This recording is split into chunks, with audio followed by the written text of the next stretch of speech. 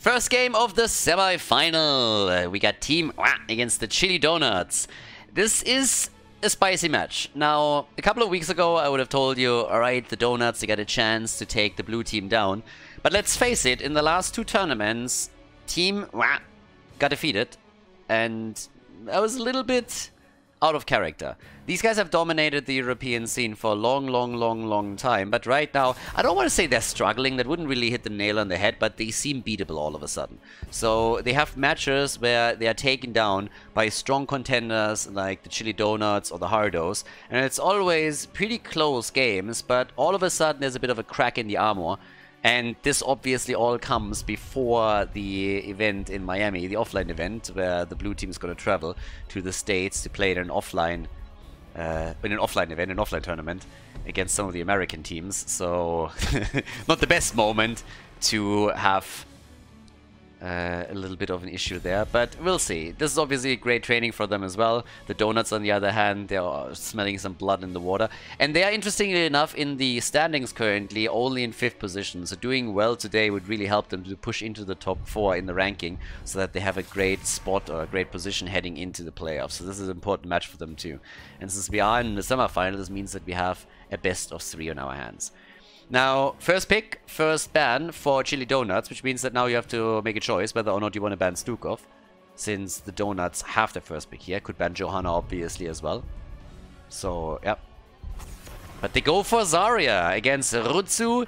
They go for the quick ban on Zarya instead. Everybody is terrified of Rutsu's Zarya. Everybody is like, nope. I mean, it's not only Zarya, it's also the way that the team plays with him in that role, on that hero.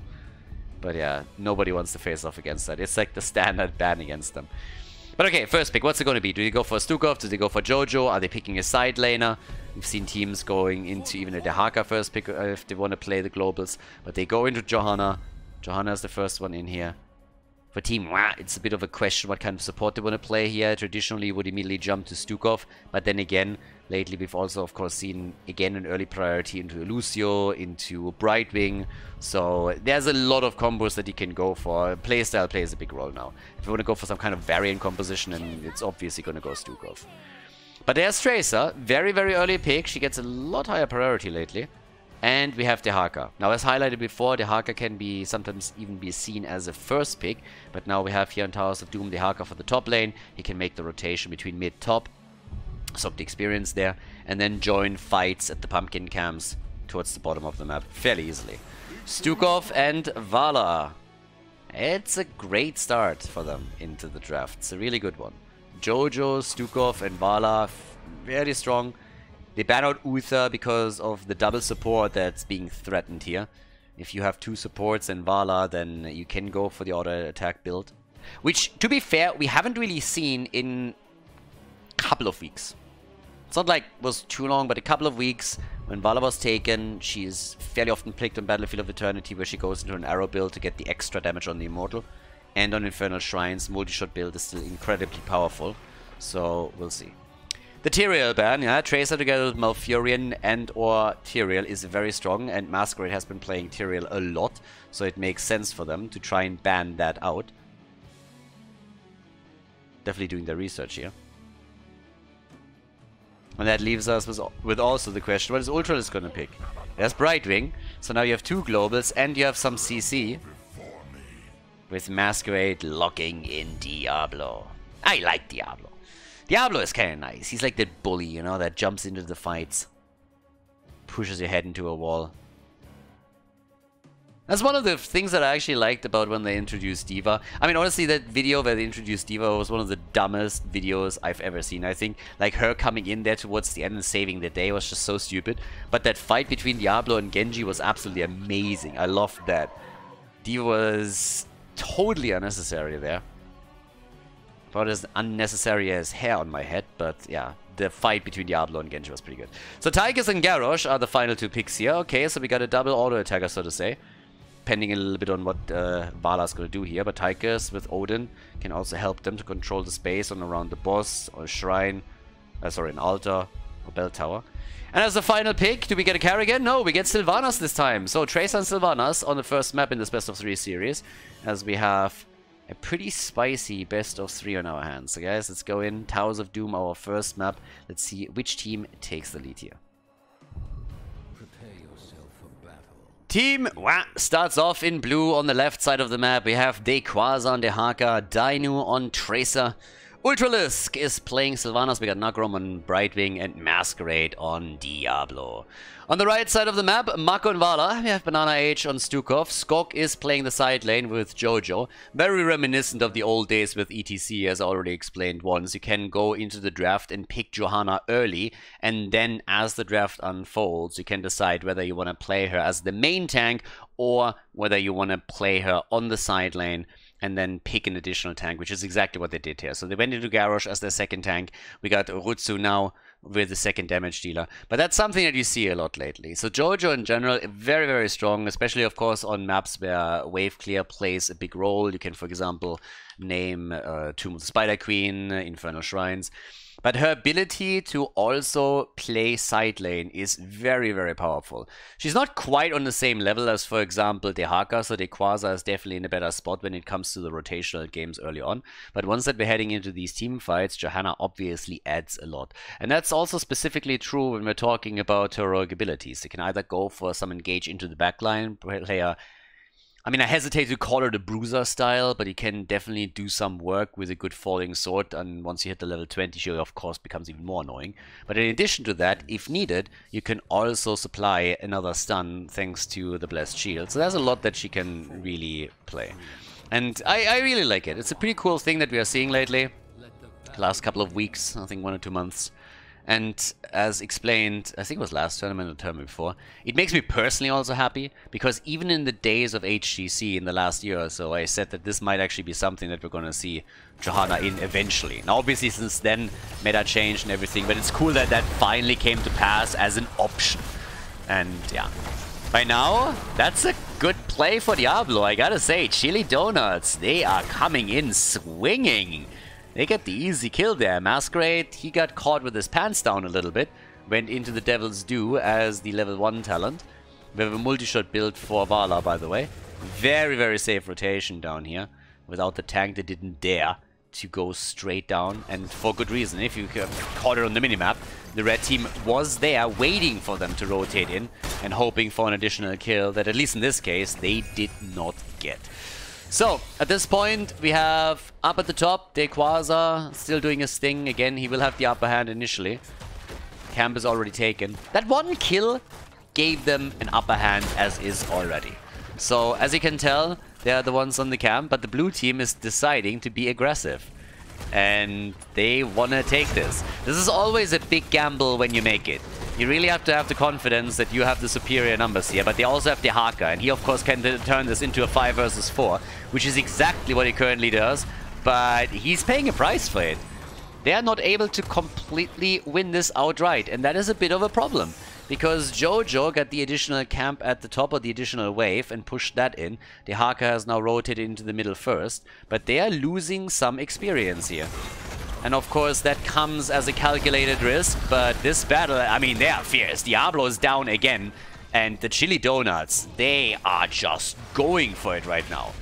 I gotta admit that this is pretty impressive. They are super aggressive, they're confident, and now they take kill number 2. But the fact alone that they saved their own camp and then turned it around against the blue team and stole the one on the left side, that's pretty big. So, not too shabby.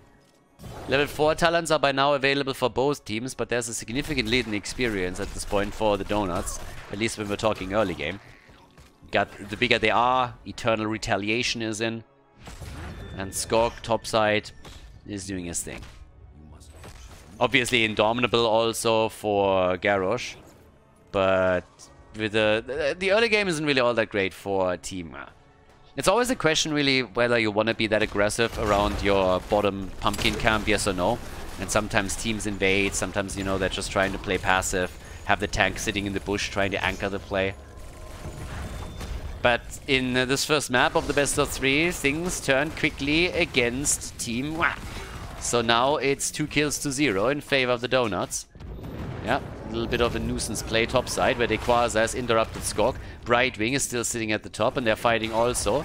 about the final altar, because the one in the middle was already claimed. So it's a 1-for-1 now, with the Donuts taking the lead as Jojo channels. They go for the kill and they take Garrosh down. So in the first objective round, Chili Donuts takes 2 out of the 3 altars, but they lose Masquerade. They lose Lauber. So Garrosh is dead. This is the first kill also for the blue team, who now try to employ Sylvanas to take that down. Dino is getting a bit murdered by all of this. There's so much poke damage against him. Tracer really doesn't like that. They're trying to go, in this case, for Rutsu, and he survives. And Ultralis dies. Oh my god. It's actually insane how willing both of these guys are now to just toe the line here. You know, just like, go at it. Both of them are aggressive. They're not backing off a fight. They're really just trying to duke it out here. Like 2 boxers in a ring, just letting the defense completely fall to the wayside and just brawling it out, punch after punch. Everybody is willing to take that battle. Don't have to ask them twice to go for a team fight. Currently, they're taking them all. So it's an aggressive start. It's pretty much a battle for dominance already. Tracer now at the top going for a camp, but we see the same happening down here. And once again, Chili Donuts, they move in, they rotate over, and they're like, well, this one's ours.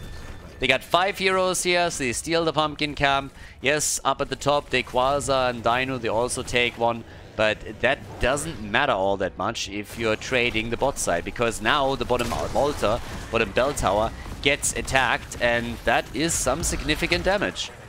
And let's not forget, the bot lane is the most important lane on this map. There's 2 pumpkin camps that push through it. And if you lose both of the bottom bell towers, then this altar down here is incredibly difficult to access for you. So it is a lead for the Donuts, no doubt about it. Now we got 3 kills to 1, as you can see. Off comes the first channel. Jojo's doing the same thing here, so that's not a surprise. But now that level 10 is next up, things will become more interesting. Yeah, a little bit of a trap. They go for Masquerade. By now he has 73 stacks though, so he survives a bit longer. And that gives Brightwing enough time to go for the heal. So well done. Masquerade already in trouble again though. Needs to be careful here. And that little choke point could be blocked out, but nobody goes for the body block. 5 versus 5. They go for the pumpkin camp again. And the Donuts are going to hit their level 10 first. Now, it's not going to happen with the objective up, so that's not a thing. But I don't understand why the blue team is currently still fighting this. They're trying to go for Lauber, and I actually have to say this is a good effort, but they don't get the kill, and Brightwing is down. And again, I'm sitting here and asking myself, why? Why the fuck would you do that? If they get the cheeky kill, then yes, granted, but why not simply play it a little bit safer for once if you're already behind with rogue abilities? Now, to be fair, they got really close. If they kill Garrosh, then it's a different story, I suppose. They haven't really lost anything in the sense that, obviously, Brightwing is back by now. Everybody's back up on the map. So it's not like this was the highest risk they took so far. But here comes Brightwing again. Now they could turn it. Good Wailing Arrow to shut that down. Here comes the shove. Diablo done with the quest. And they go for Odin. And he's in trouble. So is Lauber. But they again get away. Damn. Yeah, there's the Blessed Shield, and there's the kill. Beautiful. The counter kills, though. Oh my god. Counter kill against Vala, and then Tracer dies too. They go for Quasar. He goes down. The only survivor is Masquerade. What a fight. And as this all plays out, and they go for Masquerade, who has to pop the APOC as well, is getting a wall stun through, still tries to escape, might be able to get away here, but that bell tower is going to fall. I'm going to take a quick look at that last fight, but yeah, check this one out. The beautiful comp when we had that move with Stukov coming in, ruining them completely. Look at this. Condemn came out, and they absolutely crushed them. So job well done. That was a beautiful move and a nice combo. 8 kills to 2, 32 points on the core against 23, and the bell tower at the bot lane has been taken. Now all the way up at the top. By now, we got Nagrom going for the next camp. Level 13 available any second now for the Chili Donuts. And that means that the blue team has to play much more defensive than they did before. So, well, here we go. We got up top side, Johanna going for the experience again. She's holding the lane as best she can. Dehaka is having an upper hand here. But down at the bottom of the map, another move for Diablo. Good moves by Vala too as she drops the ult and goes quickly for Masquerade here. That stun was perfect, but it wasn't enough damage to take anybody down. And now Tychus died and they're turning this on Lauber. Masquerade looks for the wall stun, finds it, and they just are about to drop Garrosh. Garrosh is low, he gets taken. Sylvanas is also dead though. It's just insane. And this is without level 13 for Team WA. They don't have level 13. But the battle continues. Big Shove and Make with one multi-shot after another. They take the pumpkins down. There comes the play. Tracer is dead though. They couldn't get the kill. Tracer dies to the minion wave. And now Dequaza's also low. It was a good engage with the APOC, but they just lacked the damage in that situation to get a kill. I mean, they're fighting. They're trying. Maybe they're trying a little bit too hard. Obviously, Diablo himself is also oftentimes getting attacked very quickly by Tychus, who chunks him down with the bigger they are as his level 4 talent. So that's a huge problem for Masquerade. But he still has a fully stacked soul part. And now double altar for the red team. That's 10 shots fired, and that one hurts. 13 to 32. As explained earlier, if you hold that bell tower, bottom altar is nearly inaccessible to you. And they also got the one in the middle. Oof, this is a rough one. As I said previously, Team is beatable all of a sudden. And the Chili Donuts, they are trying to make sure that they lock in this tournament victory. First of all, they got to move on to the grand final. They're not even there yet, but they are trying, and they are putting some impressive numbers up here. There's a Dragon Garrosh, though. He gets flipped back over. He's low. Can they kill him? They need to. 30 hit points. No! 30 hit points, and he survives. Dino doesn't get the kill. Brightwing is nearly dead. They all get away. But how did Lauber survive again? And Make with multi-shot after multi-shot after multi-shot. Tychus and Vala are currently dead, even with 44,000 damage. The bell tower at the bottom, by the way, has never been reclaimed. Masquerade was hoping for the minion wave to do the trick here, so now Dino is moving in, is pushing it out again, so that they can lock it in for sure this time. Cam gets fought over once more. At least there was a chance. The Donuts moved in and were trying to sneak it, but they couldn't. And, well, here come the pumpkins. They need to take this one this time, though. And here's Ultralisk and says, alright, I got this, boys. So yeah, they take this one down slowly. It's a triple altar phase. This could end the game. This is the first one where the red team could end the game. They would need all three. That's unlikely to happen. But let's not forget about the boss. If they lose the level, if they use the level 16 advantage now to get 2 of the altars and then take boss, then the game's over too. So for the blue team, this is quite the pickle they're in right now. Vala is going for the channel, gets interrupted. Yeah, good damage by Dino, and they're trying to get the kill. They can't right now. Diablo misses the grab, but they have Vala on the ropes, and finally Dino gets the kill. Dino gets the kill, the taunt, and Tracer barely escapes. Banana Age is down. Good wall stun by Masquerade. He might fall, but they are looking for more kills. And with a drag of Dequaza, they drop Tychus. Beautiful kills here all of a sudden. The blue team finally popping off up to the top right. The only channel that we see is from Skog. And that's a 2-4-1 victory in altars for Team WA. The Donuts, they got them on 6 points though.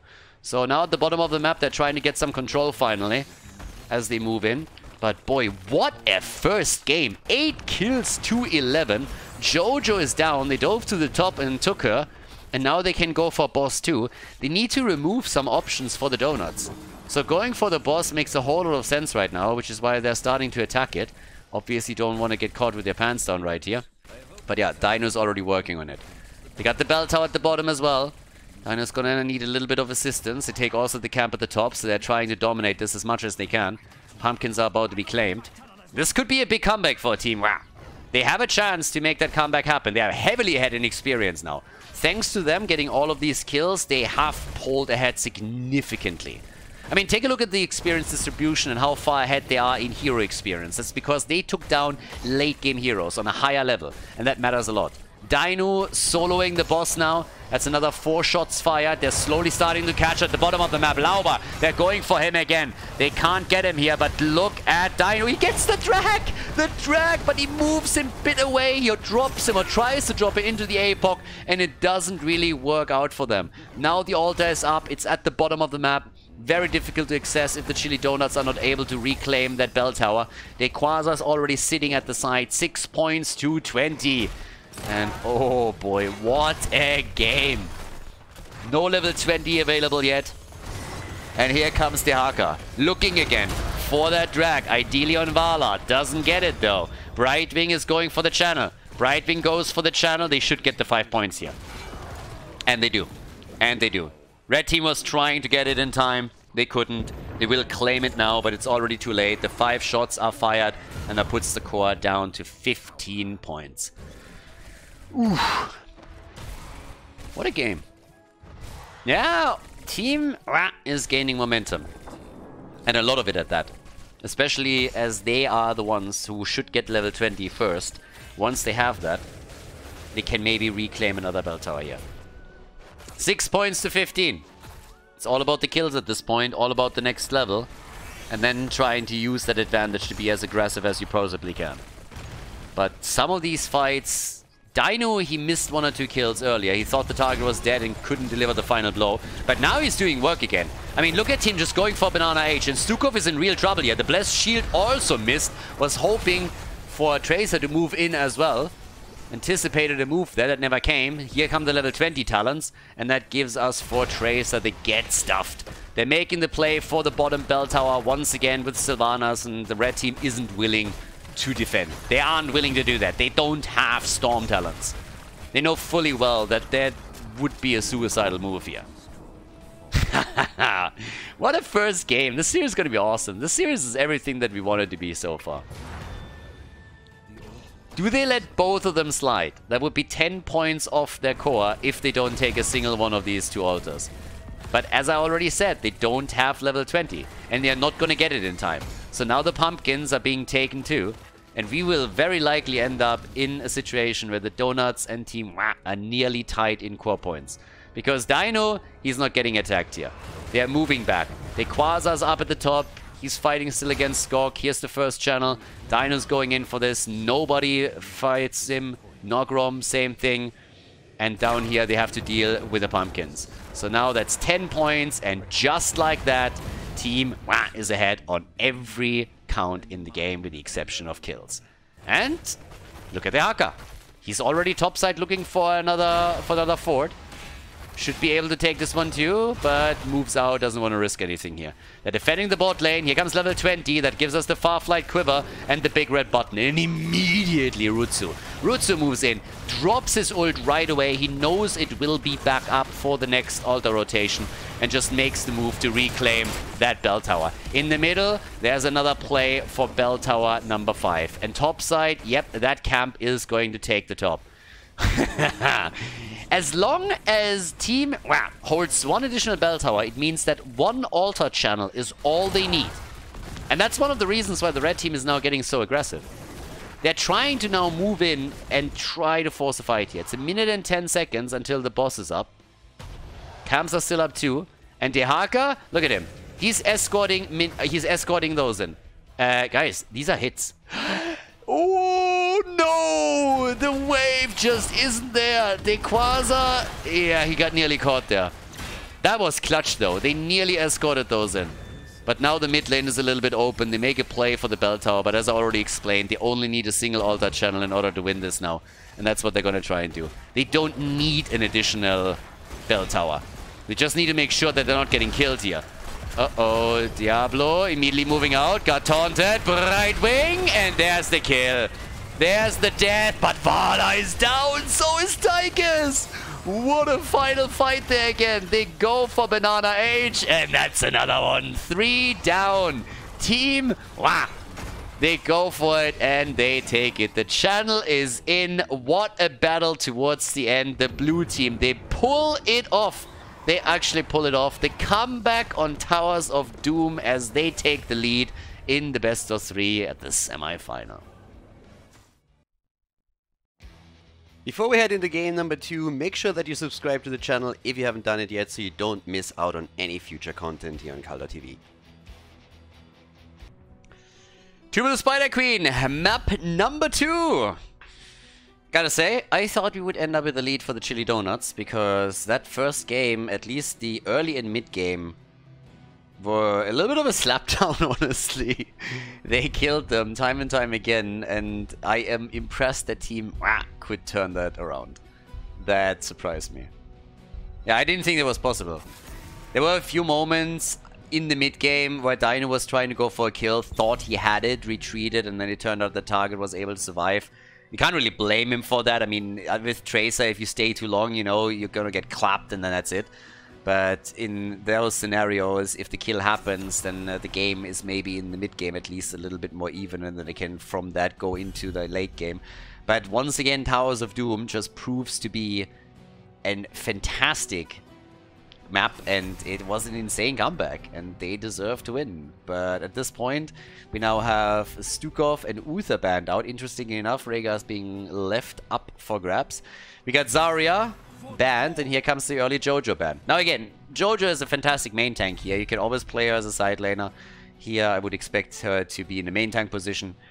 Rhaegar is still up. We could even see Vala early on picked in this case. So, yeah, that's something that could happen. Rhaegar and Blaze, okay. Yeah, I could have seen Rhaegar and Vala, for example. But right now, that's a moment where Blaze also does a lot for you. Blaze is always a great side laner. He helps you in all of the team fights. On this map, you see a lot of Leoric. I mean, we've seen even Rexa here. Leoric is a good one. Yrel can be played. A couple of months ago, a hero that would be picked here is also Malthael, for example. But yeah, we get Maiev for Rutsu, and we get Make on Vala once again. So, okay. Another good start into the draft for them. Very strong one. And yeah, let's see with the last few bans here. Also, I'm a bit curious what Banana Age is going to play as a support. But yeah, either way, for now, with the next ban, we're going to get supports banned out. Outside of it, you just like look at damage dealers mainly. But with Lucio being eliminated, that means that you have not as quick, or like, you can't rotate as quickly between the lanes and just surprise somebody, or just like dance around them, push them back in. You want to have some interrupts too. Jojo is good for that. On the side of team, it's going to be a big question of what exactly Ultralisk is going to play. We could even see a Genji combo on their end, for example. Also, what's Dino going to play here? Tracer is still up if you want to play her. Genji is up and would be a decent pick. With Maiev taken and Ultralisk's Karrigan banned, he needs to be a bit more careful. But here comes Masquerade again with the Stitches. And they do that a lot lately on Tomb of the Spider Queen. So we get Stitches and we get Sylvanas. And, yeah. Normally you want... I mean, you want the stuns to follow up on it. Ultralisk, what are we getting from him? I'm actually really curious what he's picking. Because if you rely really on Stitches and his hooks, what you oftentimes want is you want to have a hero that can deliver damage rather quickly. Or add a bit more CC. So there's Yrel, and we get Malfurion together with that. Yrel is so strong. Such a good hero. But yeah, final pick. So this could even be a 2-0 for team... Which would impress me even more, but I'm going to be blunt. I won 3 games. I won 3 games. The first one was incredible. If the second one is of the same quality, then please give me a third one. We just want it all. The more the better. Tomb of the Spider Queen... Ultralisk, the final pick, Kel'Thas! There's our additional CC. Stitches and Kel'Thas. Okay, so it's a little bit like the ETC Kel'Thas picks of late. Not of late, of the past, when you're getting the additional CC in, and you of course have wave clear too. So yeah, Tomb of the Spider Queen, everybody. Team against the Chili Donuts, and we got Salami Boy in here. Let's go. Second game of the best of 3. Dayquaza on Blaze here in Tomb of the Spider Queen. We got Dino on Sylvanas. Ultralisk is playing Kel'Thas. And Nagrom on Rhaegar. Masquerade, he's playing Stitches. Yeah, Kel'Thas, again, he needs to be a bit careful. Once that we had a lot of mobility creep in the game, he fell off as a power pick. And he is now up against Urel and against Maiev, who could be problematic for him. The Chili Donuts on the right side of the map with Lauba and Johanna. Skog on Urel, Banana H and Malfurion. We got Rutsu on Maiev. And Vala. Whoa, look at that. Creed of the Hunter with a single support. Okay. Not too bad. I like it. Make is going all out here. There's a lot of confidence that he has. We'll see if that works out for him. That obviously works out for them. Damn, son. Beautiful comp. A tether straight into the root, but it turns on them. Yep. That is a ton of damage on Lauba and Make. Oh boy, what a battle to kick this second game off. Nobody died, but not for lack of trying. There's the hook, and Lauba is in real deep shit. Might get away here, though. Already at the earlier heal, they got drop on him. Banana H also, but god, I love this. Everybody is just hyper aggressive from the get-go. It's really good for Make too, by the way. He gets some free stacks right there. Brawling is always nice if you're going for one of these stackable quests, because you're just able to get those much, much faster. As long as Make doesn't die, he's definitely going to benefit massively on the Gambit. Yeah, they have to keep him alive. So we'll see how this works out for him. Now, normally when you have the auto attack for Make's Vala, you will see a double support, or at least Medivh with the shield, Zarya with shields in to help him out and make sure that she survives, but not so in this one. Make really feels that he has what it takes to keep her alive with that triple melee frontline that is going to try and divert the attention of the opponent away a bit. Down here, still a fight for the camp. Rutsu and Skog are very much alone. They gotta be careful here. Good jet propulsion. Camp already taken though. And here comes the root, but also the hook. So they turn it on Rutsu again and on Lauba. The red team is incredibly low. Kel'Thas isn't here. This is a 4v5, but the red team is already... yeah, they're cruising for a bruising over here. They're very low, and they need to make sure that they're not getting murdered in this instance. As Ultralisk has the gems and pushed the top lane out. But the pressure at the bottom of the map is continuing. Yeah, jet propulsion gets dodged out on. Nicely done. But boy, they're doing some work here, aren't they? Those siege giants are super useful for them. They already took down the first tower, and the fight just continues. Now, Vala has 45 stacks, and as explained in the past, if she's able to easily stack and hit the mid game and late game, then these auto attacks are gonna become an enormous problem for any melee character on the other side.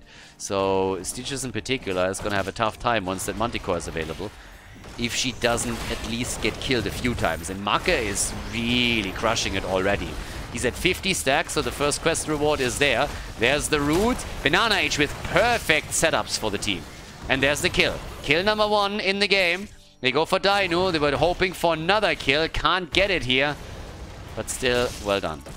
Keep those roots in mind from Banana H. He had some very, very nice plays already where he locked down multiple heroes on the other side and allowed Vala to get easy hits connected. So Vala is sitting at 67 this early in the game. Now when level 10 abilities are there and the kill potential is increased for team, that could obviously change. But for now, they're crushing it. Sylvanas dies, and that is 2 kills to 0. Once that Masquerade has his level 13 and has the extended hook range, things are of course going to become a little bit more dangerous too. But down here, they're now trying to make a play for Masquerade. Now, gems are of course the next thing that we really have to pay attention to, and 33 have been delivered by the Chili Donuts. Both teams have the option to turn in and get the first Web Weaver wave. But Team Wah is still waiting for their level 7. And for now, we have Vala also with a hot pursuit after Death Dealer. Hook missing. 19 on Ultralisk. They're trying to turn it, but the red team is here at the top side with 4 heroes, and they're chunking this down. Now, we see the power play at the bottom also being made by Team Wah, so they were able to take Urel down, and with the help of Sylvanas and Rhaegar, they can start to drop that fort, and that's an enormous amount of value that they're getting out of this. Blaze has turned in while all of this happened, so that's good for them too. I gotta say, that little play, that got them massively ahead. Getting the kill on Urel and making sure that she at least lost a gem or two, that was awesome. Now we got also the helping hand to help out Blaze. As long as they don't lose heroes here, they're going to be in a great spot. That trade was perfect for them. They only lost the top wall, and they did way more down here. Another hook against Lauber, but Nagrom is very, very safe positioning him here by him. He knows he can't go into that choke point. He would get locked down. I have no idea what the fuck that was, though. I mean, he needs to realize that they're going to come his way. Good reaction by Ultralis, really dropping that gravity lapse at the perfect moment in time. Because with Rhaegar jumping in here, the second that they funneled through to the top, he was pretty much cut off and had only one escape path available to him. Still no full turn-in, by the way, for either team, but they're super close. 47 to 48. A battle at the bottom turn-in between the side laners. And right here in the middle, they are going for even more. By now, we got team a little bit ahead. Yeah. Oh boy, Ultralis. There's the kill and the follow-up. A double kill and another stack for Vala. Make has still not died. Make hasn't died yet. Here comes the turn-in for the blue team, though. They were able to sneak it in. Good for them. But the problem is Vala. 19,000 damage already for her. Only 12,000 for the next up on the blue team. Sylvanas is only 12. And Vala, if she is able to stay alive and stack at this rate, then Team Wa is going to be in real trouble in the mid and late game. Yeah, it's going to be difficult. Structurally, though, they're taking a slight lead. Now we have the level 10 abilities in. That gives us, amongst other things, also Gorge, so they can try for some isolation plays. And with the Gravity Lapse follow-up from Khaldor, they can do a lot. The fort at the bot lane has obviously been destroyed. In the middle, they're pushing with the help of Sylvanas. They can definitely deactivate all of this here. And they're doing a lot of damage already. Phoenix is being thrown out immediately. And they're pressing this back as Yrel is sitting at the bottom. And that could be a kill. Nice hook, but they just don't have the additional lockdown against Lauber. They might get Vala finally, though. But the heal is there. And Vala survives. She barely survives, but she does. And she needs to fall back, which of course means there's no range damage dealer in this battle any longer. So the fort might fall. Blue team is slowly retreating. The fort is insanely low, but they might just be able to keep it in play. And they do, with a sliver of health. But it's 4 kills to 1. Another hook. Gorge not available anymore. We still have the Ancestral. Vala obviously has now also continued to stack things up. Is sitting 107. But this was still a very good effort by the Donuts to defend. But the play from Team Wa for the mid fort was solid. Now Ancestral, they might not have to drop it here. Masquerade was in a bit of trouble for a second. Hits another hook. The Jet Propulsion too soon. Jet Propulsion is too early. The timing of Dequaza was off. That could have been a kill. That could have been a kill. If they kill Jojo here, oh, that would be the dream for them. But this is exactly where we left off in game number 2. Super big fight. 17 stacks for Khaldor, by the way. That's not a whole lot. He wants to have more. His mana addict is really, really low. He needs more globes. He needs that shield for survivability. And currently, he just can't rely on that. So yeah, that survivability is going to be absolutely crucial. So the play in the middle. They already isolated Rutsu. Can they get the kill? Yes, they can. The kill against Maiev. Nicely done. Hook and Gorge. And then isolating her here in the back. That dropped Maiev. Now they're looking for more. The fort in the mid lane gets defended down here. They are still able to take the Web Weavers down, but the fort might fall. Yeah, well, with Ultralisk actually, he has the AoE to help them. But the fight in the middle continues. Wailing Arrow gets dropped. Dino, the Ancestral, nicely done. Good job by Rhaegar. Nagrom trying to get a little bit farther back as Banana H gets hooked on Malfurion. He's low. They want the kill and they get it. Masquerade, 30 gems by now. Another play. In comes Blaze from the side, hoping for the flank. The disc comes out, but the hook connects again. The hook connects again. Yrel might get away here, but she... Oh, what a stop! The Jet Propulsion gets stopped by the maze. That could have been the end of Yrel here. So really nice plays from both sides. A good coordination on the defense from the Donuts as they're already in a precarious situation, fighting with the 4 versus 5. And then team, wow, with one good move after another to apply pressure to the red team. They get the Web Weavers. They also have the Siege Giants at the bottom of the map now. But yeah, this is just getting nasty. But talking about nasty, Vala is nearly at 146 stacks now. Well, she is at 146. She's nearly 150. So she's gonna get the next reward in just a moment. There it is. And we are on 33,000 damage for her already. And she hasn't died a single time. These fights are getting a bit crazy. Marke is just dropping the auto attacks, and soon he's gonna have Manticore, and then it's gonna be a big problem for Stitches whenever he gets close. But they get the hook again. They get the hook, they get the Gorge, and that's a kill. Urel didn't have her ult available, so she's down. And this is team, wow, just pressuring like crazy. This is awesome for them. The hook, oh, what a hook! And they, oh my god, get wrecked! Get wrecked! Unbelievable. What a brutal hook and follow-up on Vala. Holy shit. And now they go for the bottom keep. Guys, they are absolutely spiraling this out of control. Lauba is down. The forts are all gone. That Vala kill was incredible. The keep is gone and they nearly have level 16. Another hook. This time Rutsu gets away. But that one was fucking insane. Now they're defending here, but the pressure still comes through. We got level 16. And they're hoping for more. Vala is delivering at the top. She's dealing with the Web Weaver. The play in the middle. Can they hit another one? There's the hook. There's the Gorge. They go for Banana Age. Goodbye, Malfurion. Goodbye, Malfurion. They try for Rutsu, and they might get him too. What a slaughter. All the gems lost, and they are just crushing it. Absolutely crushing it. What an insane onslaught. They don't stop. They just don't stop here. They just continue. The top keep is about to fall, everybody. Top keep is about to fall. Mid keep is getting attacked. This is a nightmare. Check out that hook again. Check out that hook. He's sitting at the side.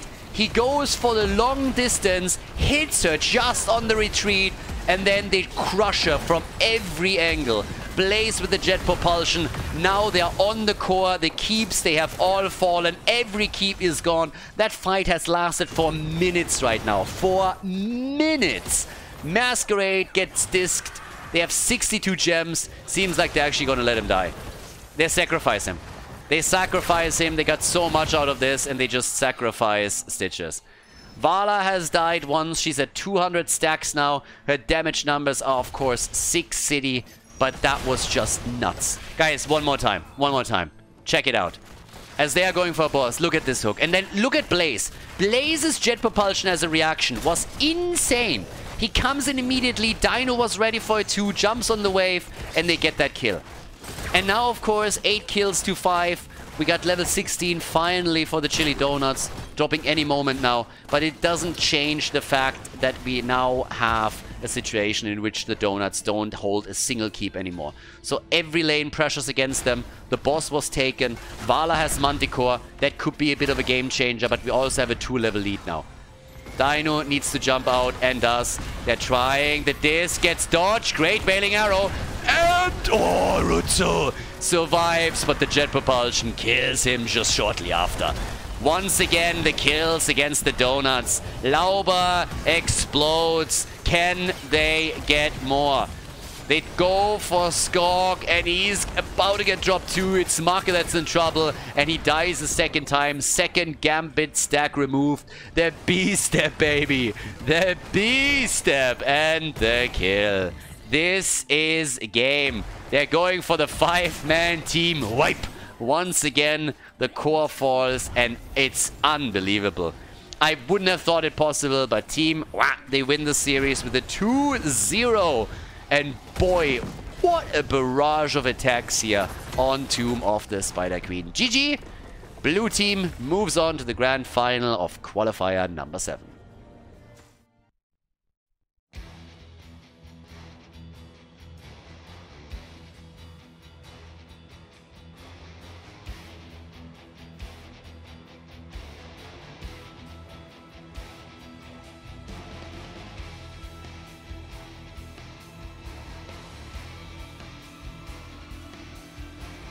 Thank you everybody for watching the video today. I hope that you enjoyed the show and the commentary.